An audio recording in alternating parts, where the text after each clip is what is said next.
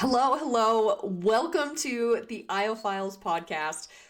We're going to be diving into just a short, quick and easy little minisode today. Before I do that, a couple housekeeping things. We're going to be talking about how normal it is to feel stressed about wedding planning. And if you have any things that helped you feel less stressed during wedding planning, or something that stressed you the fuck out to the max during wedding planning, please email us the aislefilespod@gmail.com and we will feature it on a future episode. So diving right in, the big question: is it normal to feel this stressed while wedding planning? I have been planning weddings for, oh my God, almost 10 years now. And I will tell you 100%, I hear couples tell me before they book me of how stressed they are for even the idea of wedding planning. They feel pressure from their families on who to invite and what kind of wedding to have, and even where to have it. I mean, even just before the wedding planning really kicks in, there's so much pressure around accommodating everyone else, right? And accommodating guests and accommodating family, that I think sometimes the vision of what the couple actually wants can be completely lost.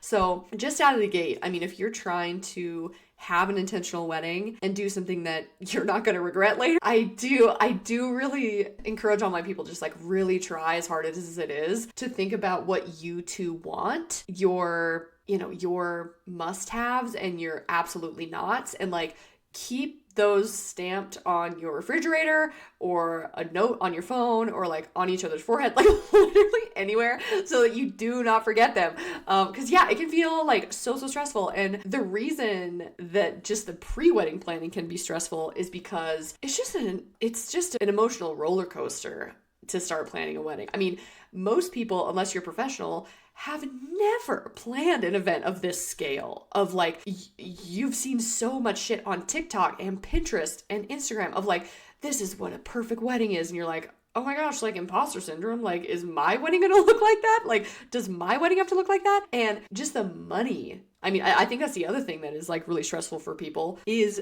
the financial side of it. I mean, when you think you're gonna be paying for something that could be a down payment on a house instead, right? That is a large traditional wedding. If you're inviting, 75, 100 plus people, that really can be what that looks like. You can, of course, there are ways to skim that down, but oof, that can be so stressful in and of itself for one day. And, this is the most important day of your life, your wedding, your once in a lifetime. Weighing those two things can be really hard and really, really stressful.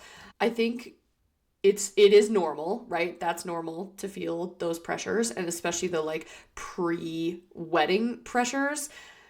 When I think about red flags in this scenario, I think it really comes down to how much you are giving up your must-haves in order to accommodate guest expectations. Ugh. And that sounds really mean, but girl, you I do not want to hear that oh yeah, we had a 300 person wedding because my parents wanted to invite their entire neighborhood, or oh yeah, no, Uncle George has 16 kids and so they all have to come, and I don't really want kids at the wedding, but it's Uncle George and he's insisting that they come. That is a huge red flag.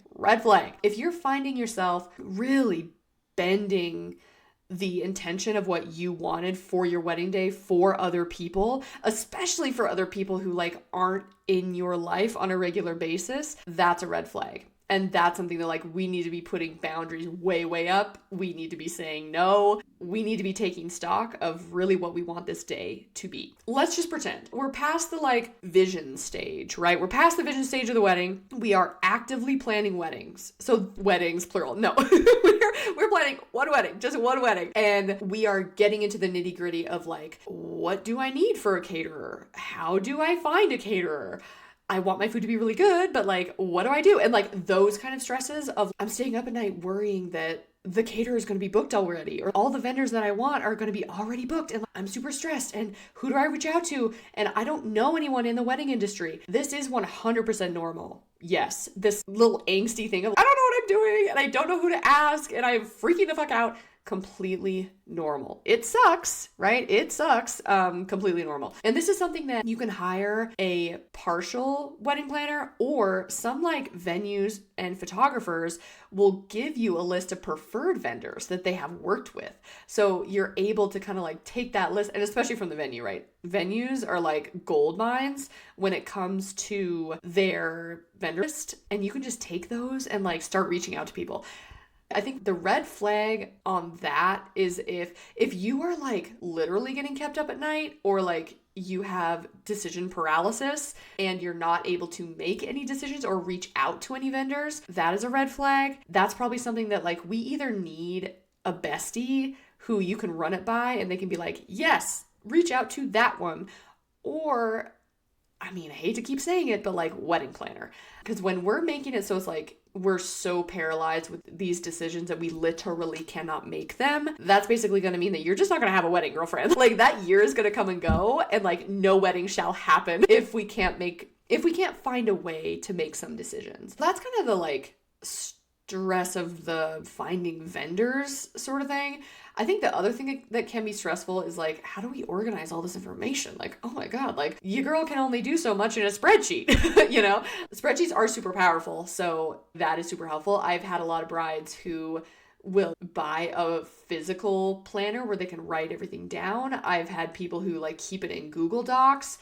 I use something called Aisle Planner. It's a subscription basis, but I just find that really helpful. It has a checklist, it has all your stuff. So that is the best way that I know how to manage that stress. And, you know, coming from someone who plans 10 plus weddings a year, that is how I keep everything together. Oh, another free resource you could use is Asana. Asana is really cool because it's basically a project management tool, and I love it for the project management side, but you could just keep all of your wedding plan, you know, progress and everything in there. And that might be good way to do it if you don't want to spend a lot of money on it. Other stress. I've had a lot of people who have stress on wedding day that like their wedding guests are like not behaving. I don't mean to make wedding guests sound like a herd of wild animals, but like honestly, like they kind of are. Like sometimes it's like herd mentality. Like either the guests as a group are like super chill, like having a great time no matter what, and like they're great, or they are breathing monsters just down your neck about like, oh my gosh, like we didn't get our song to dance to and we didn't get the food we wanted, or like, I mean, guests can be quite feral at times. I think that can be stressful. The red flag on that, if it's happening, I mean, I'm a big believer that like by the time you've invited these people to your wedding and they recognize how important it is to you, if they are acting feral animals, like, you know, goblins that we need to just put back into the forest, they should not have been invited in the first place, right? Like that's a bad sign. So if you're doing the guest count and you're like, ooh, I bet this guy could be kind of like high maintenance on wedding day, just take it from a pro and just take him off the list, man. Like, remove. So let me know what other things are stressing you out about wedding planning or about being a guest on, like, at a wedding. Email us at theaisleFilespod@gmail.com. I want to hear all your stories so I can gossip about them. Goodbye.